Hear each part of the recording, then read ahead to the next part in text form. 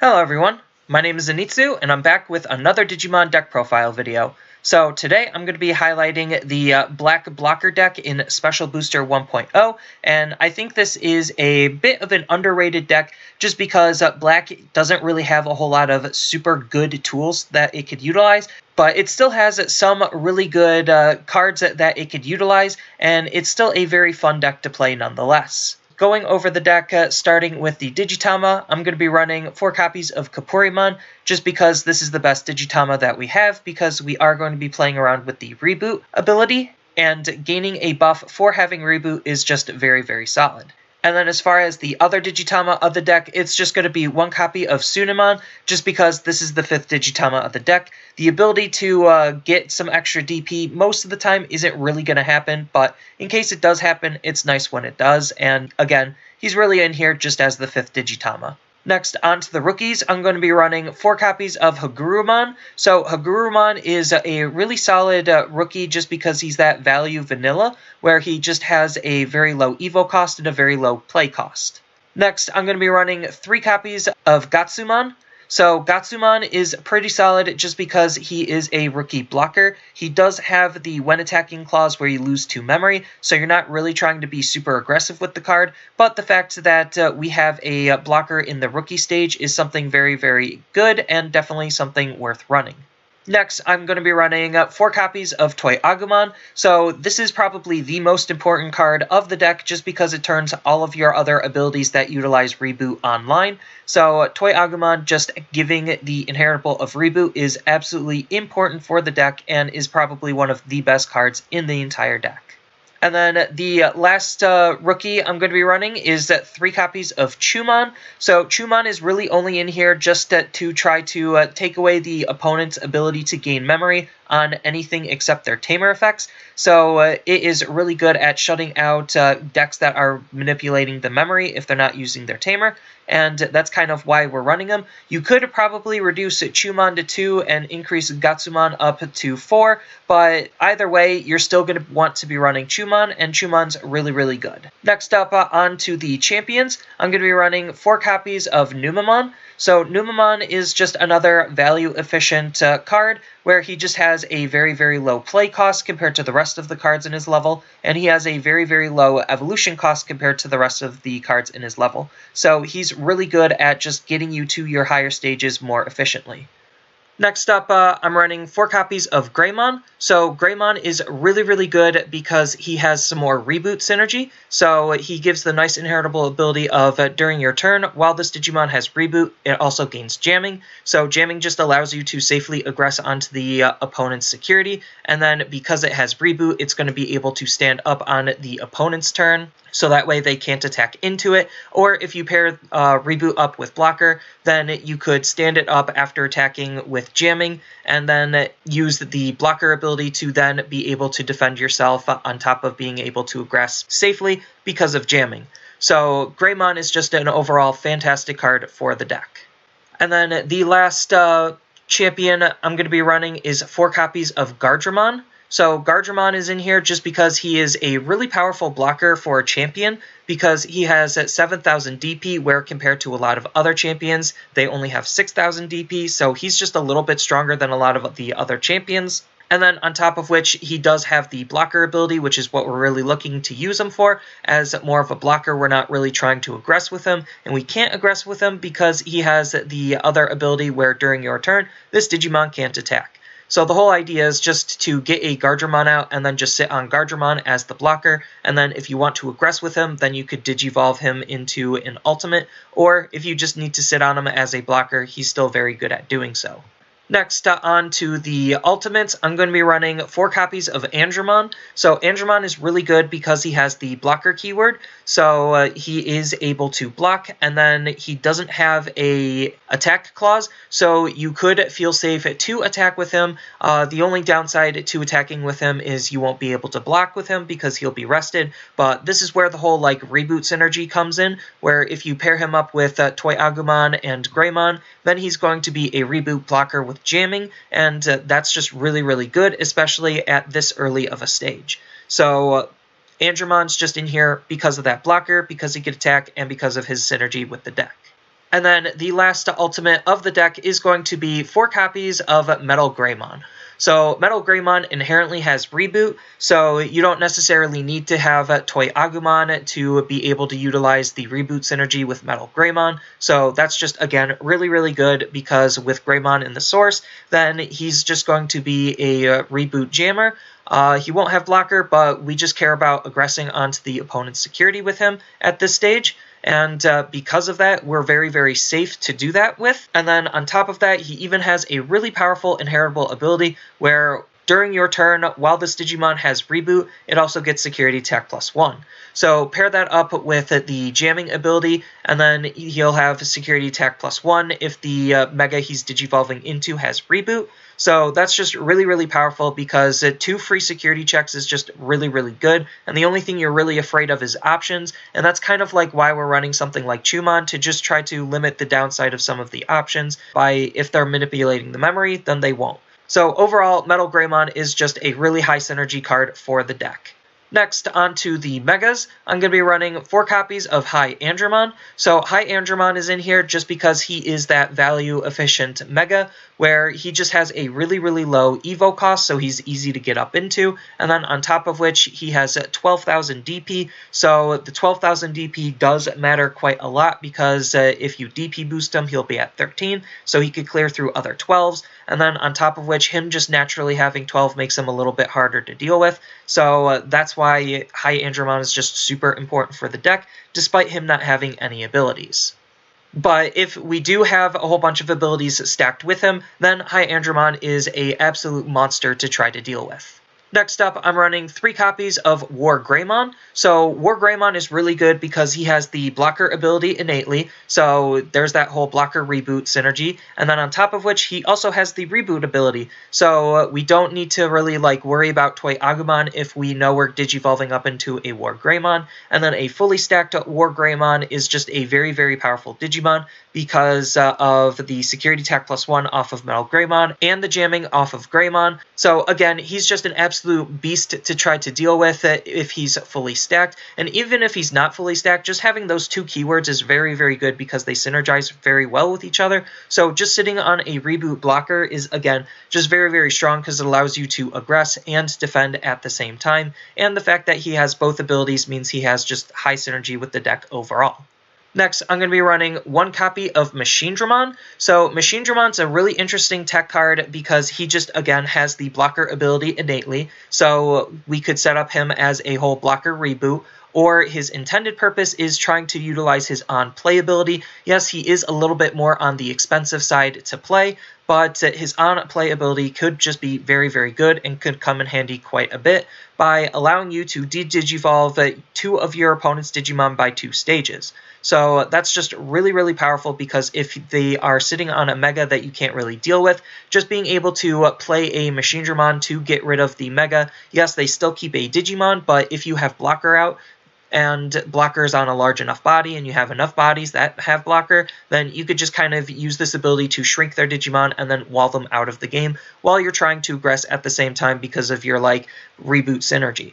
So Machinedramon is just a really fantastic Digimon for the deck overall, and I really like the fact that he has an on-play ability, so that way we could choose how we want to play the card. And then the last Mega of the deck is going to be 3 copies of Millenniummon. So we don't unfortunately have enough tools to turbo into Millenniummon. We're just missing that ultimate stage. But outside of that, Millenniummon is still just a very, very powerful Digimon to try to deal with because of all of his abilities. So he does have 13,000 DP naturally, so he's just a little bit bigger than a lot of other Digimon in the game, on top of which he has a really powerful when Digivolved ability that acts as removal, so you get to return one of your opponent's Digimon to the bottom of their deck and then trash all of their Digivolution sources. So removal is always good, and Millenniummon, being Black's big removal card, is definitely very, very powerful. And then on top of which, he even has an on-deletion ability, where if this card has any Digivolution sources, then you could play this card from your trash for free and basically just being able to res himself is just very, very powerful because it makes him very, very sticky. Again, if you pair him up and digivolve him with all of the reboot synergies, he's still just going to be an absolute monster to deal with. Same reasons why Millenniummon can be such a monster to deal with, but you really do need those synergies in order to make him that efficient. But the fact that we have a level 7 that has a really powerful when digivolved ability that acts as removal is the primary reason why we're playing him, and he's still just a very fantastic Digimon overall. Next up, I'm going to be running 2 copies of Infinity Cannon. So Black's options aren't necessarily the best in the game, and I just felt like compared to all of the other Black options that we have, Infinity Cannon is definitely one of the better ones that we have, and it still could be a really, really powerful card. So its main ability is one of your opponent's Digimon gets to de-digivolve 4. So de-digivolving 4 off of one of the opponent's Digimon, again, similar to why we're playing Machinedramon, could just be really, really good because it's shrinking their Digimon down, getting rid of them being on a higher stage. The big reason on why we're playing this is more for its security ability of activating its main ability. So that's the big reason why a lot of the Black options don't really have good security effects. So the fact that this kind of does is one of the big factors that went into why I chose to play this card. But I'm still kind of iffy on Black having good options in 1.0. So if you want to cut this for something else, by all means, feel free. I just felt like they still kind of needed something, and Infinity Cannon just kind of fit closest to that something. And then the last card of the deck is going to be 3 copies of the Black Tai Kamiya. So the Black version of Tai Kamiya is a really, really solid card just because he is the memory fixing tamer. And then on top of that, he also has a really interesting ability where during the opponent's turn, all of your Black Digimon get plus 1000 DP. So the only white Digimon we're running is Millenniummon, so he's the only Digimon in the entire deck that won't be affected by this ability, but the fact that we are still going to be playing with a lot of blockers definitely means that we want them to be as powerful as they possibly can during the opponent's turn when they can block. So stacking a couple of Tai Kamiyas not only to fix our memory, but to increase their defensive potential definitely is something we're really, really looking to gain out of the card. And then in terms of other cards that you could possibly think about playing, again, I don't think Black's options are too great. The best other ones that you could possibly use is looking back at the good times, just because de-digivolve 1 and then the potential of removal is still really, really good.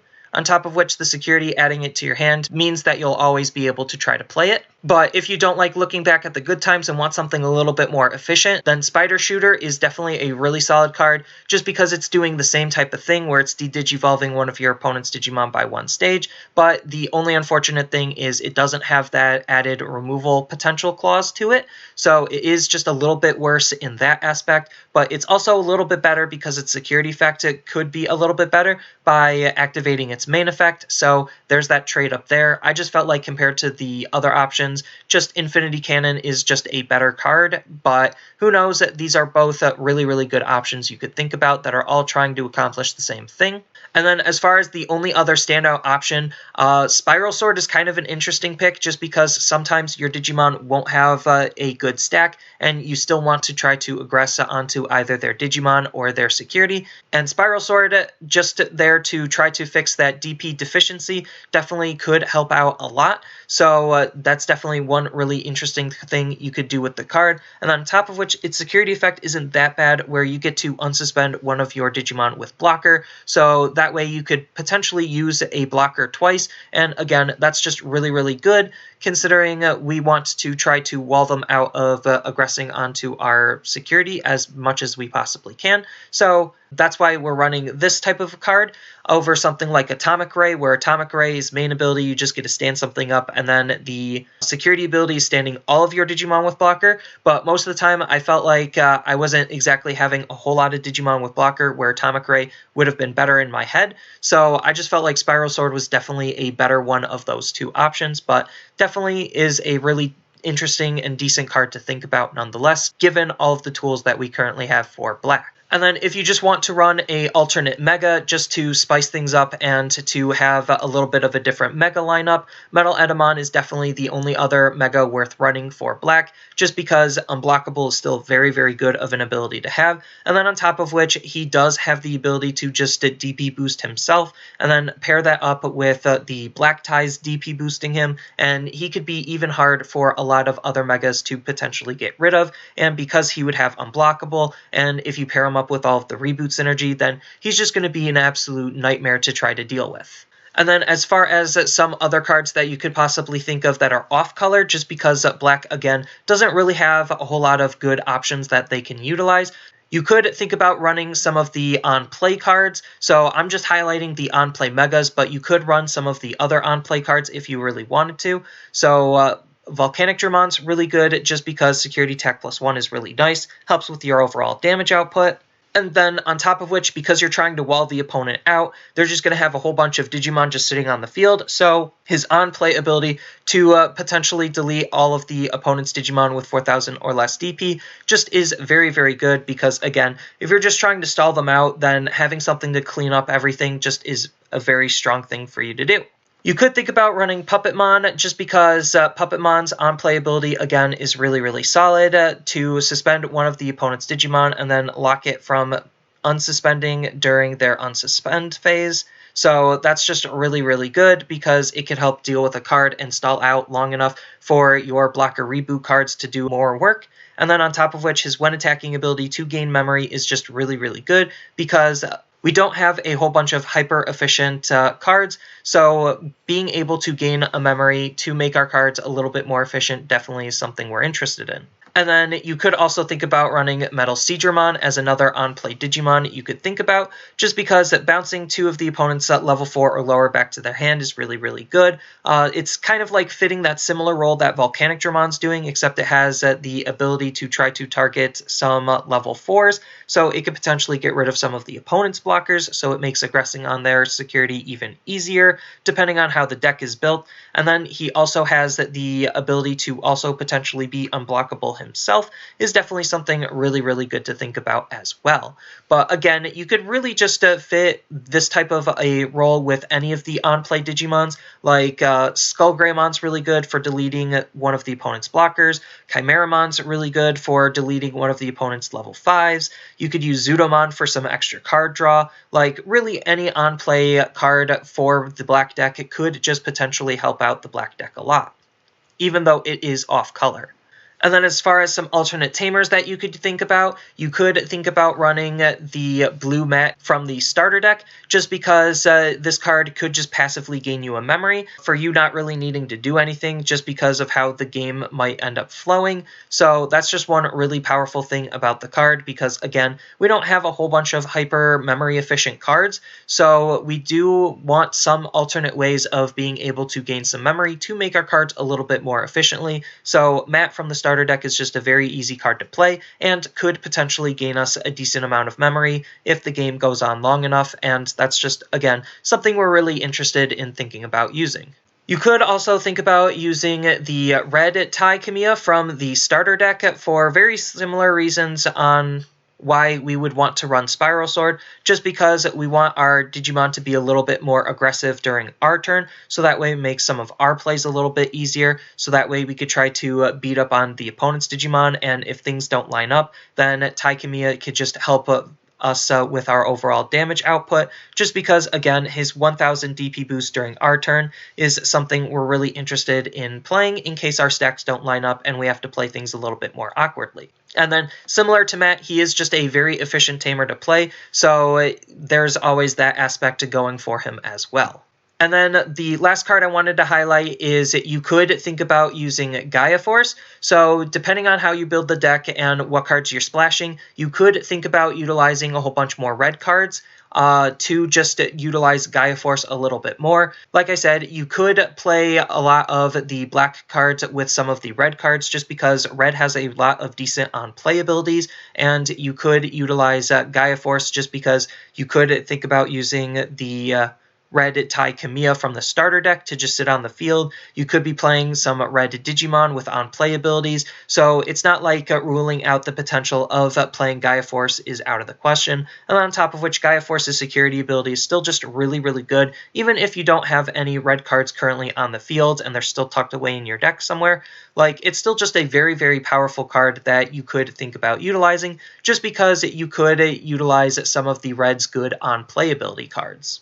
So for the most part, this is kind of just the black blocker deck. There's not really a whole lot of options that we have to really spice things up, unless you're like wanting to add in a whole bunch more tech cards. But the more tech cards you add in, the more you'll take away from the overall strategy. And I just feel like this is probably just what black blockers kind of just looks like currently. And I definitely think the deck does get better in the future as more cards and more options get added. So it's definitely a really interesting deck and a really different deck to play, just because it is a little bit more of a slower and grindier deck, but it's still a really good deck and it still could put in some work. It just depends on how you build it and your take and how you're going to be playing it. So that's all I really have for this video. As always, I'll have the deck list down in the description below, and don't forget to tell me your thoughts down in the comments below. And as always, don't forget to like, share, and subscribe for more content, and I'll see you in the next video.